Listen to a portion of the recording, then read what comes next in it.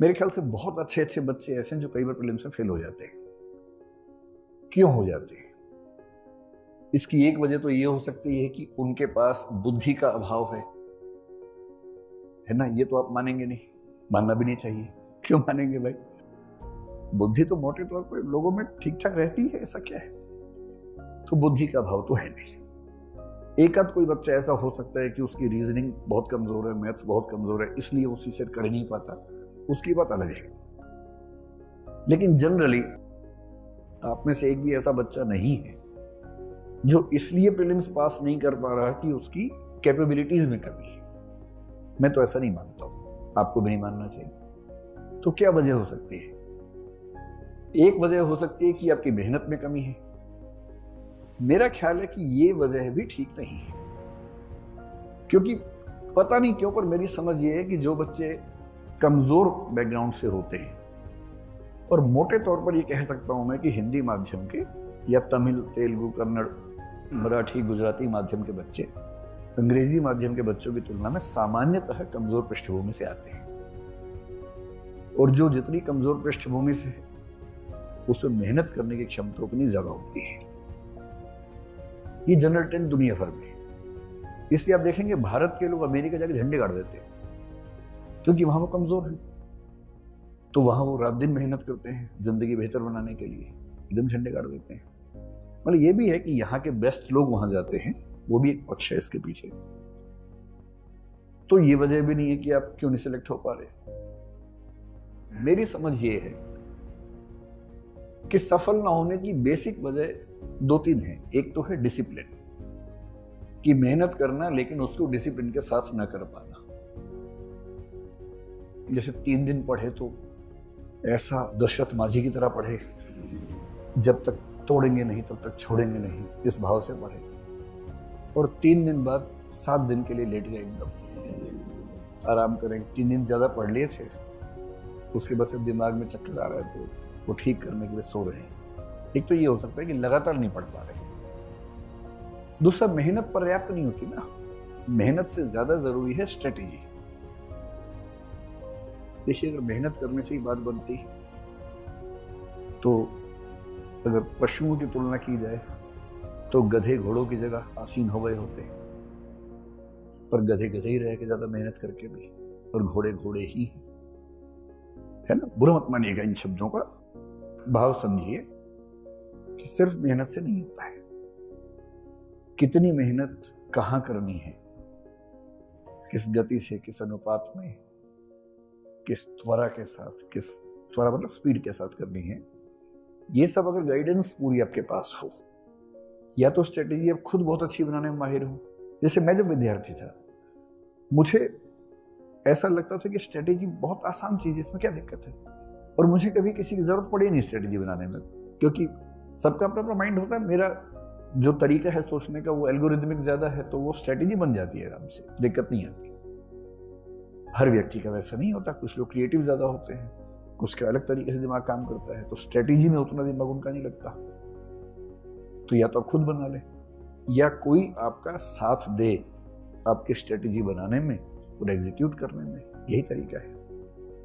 तो मैं strategy plus guidance एक साथ लिख देता हूं, तो आप समझ पाएंगे कि इस प्रोग्राम के पीछे हमारा मंतव्य क्या है, उद्देश्य क्या है। ठीक है।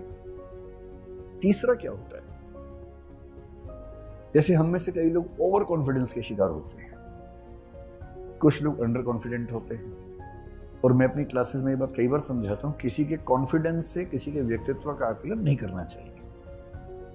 चारों संभावनाएं, जबरदस्त व्यक्तित्व, जबरदस्त कॉन्फिडेंस, ये हो सकता है। जैसे मोदी जी, ये भी हो सकता है कि व्यक्तित्व जबरदस्त ना हो पर कॉन्फिडेंस जबरदस्त हो। इसका एग्जांपल मैं नहीं दूंगा, है ना। वैसे ही देश का माहौल ठीक नहीं है, पता लगा इसी पे किसी ने मार दिया और कहा कि यूक्रेन से बम आया था। अभी तो यूक्रेन के नाम पे कुछ भी हो रहा है, सब्जी के रेट बढ़ गए हैं, लोग कह रहे हैं कि यूक्रेन से सप्लाई नहीं आ रही है, इससे टमाटर महंगा हो गया है। अजीब हाल है। युद्ध का फायदा सब लोग अपने अपने तरीके से उठा लेते हैं। तीसरा ये भी हो सकता है कि योग्यता ज्यादा हो पर कॉन्फिडेंस कम हो, और चौथा तो होता ही है, योग्यता भी कम, कॉन्फिडेंस भी कम। वो तो खूब दिखता है। तो पहले मैं भी जब छोटा था आपकी तरह, जब मुझसे कोई बहुत कॉन्फिडेंस से बोलता था ना कि मैं तो आईपीएस बन के मानूंगा, मैं डर जाता था कि ये तो बन ही जाएगा, इतने कॉन्फिडेंस से बोल रहा है।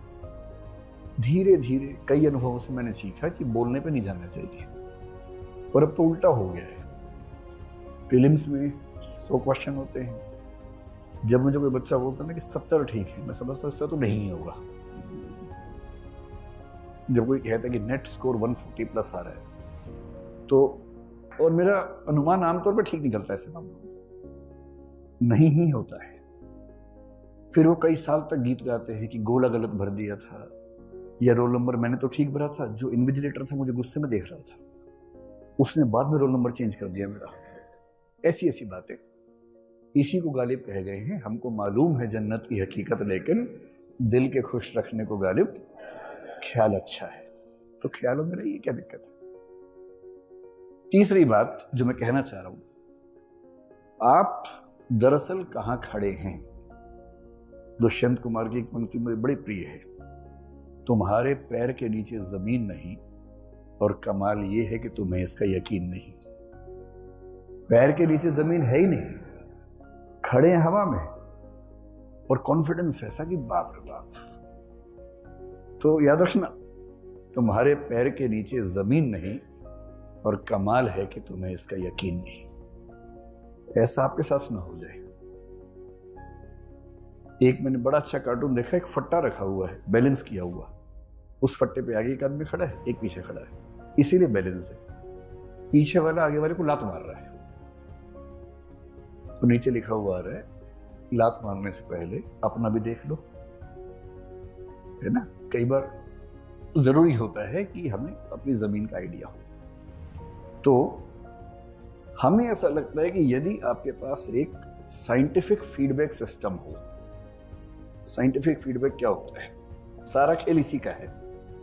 अगर आपसे कोई पूछे मेंटरशिप क्या है, तो बोलना साइंटिफिक फीडबैक मैकेनिज्म। मूल रूप से ये हमें ये पता ही नहीं होता कि हम कौन से सेगमेंट में कितने अच्छे हैं, कहां कितने बुरे। सब सेगमेंट, टॉपिक, सब टॉपिक, कंसेप्चुअल प्रश्नों में अच्छे हैं या फैक्चुअल में अच्छे हैं, कितना टाइम ले रहे हैं। ऐसा तो नहीं कि हम ठीक कर रहे हैं पर बाकी लोगों की तुलना में टाइम ज्यादा ले रहे हैं।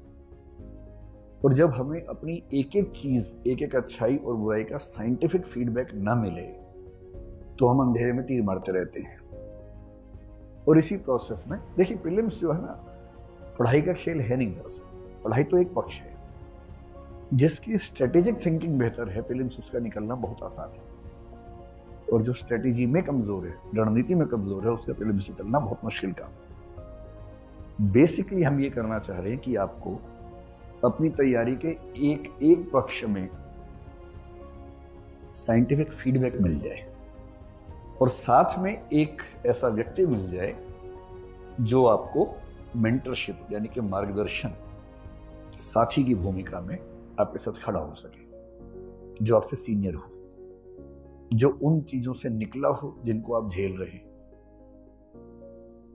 और वो आपको बता पाए कि देखो इस चीज में दिक्कत है तो इसका ये समाधान है, ऐसे करो।